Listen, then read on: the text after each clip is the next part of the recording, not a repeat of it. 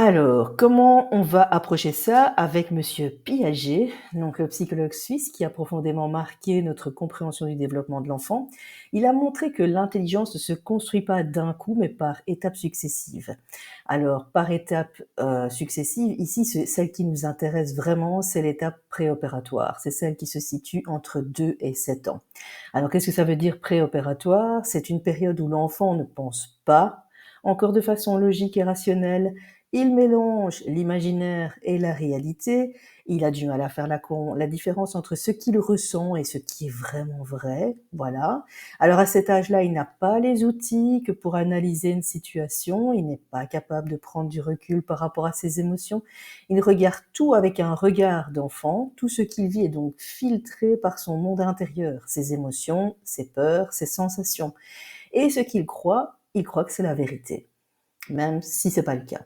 Et donc c'est ce qu'on appelle la pensée égocentrée. Alors ça ne veut pas dire qu'il est égoïste, ça veut dire que tout part de lui en fait. Tout son ressenti, son vécu, etc., tout part de lui. Il ne comprend pas ce que l'autre vit. Il n'imagine pas ce que l'autre vit. Donc ce qu'il ressent va devenir sa vérité. Et même si sur le plan logique ce n'est pas juste, ce n'est pas la réalité, pour lui c'est sa réalité à lui quand même. Voilà. Donc si par exemple vous avez des soucis, il ne va pas se dire mes parents ont sans doute une bonne raison d'agir comme ça. Il va plutôt se dire, voilà, je ne suis pas assez bien, c'est de ma faute, je ne mérite pas, j'ai pas été assez gentil.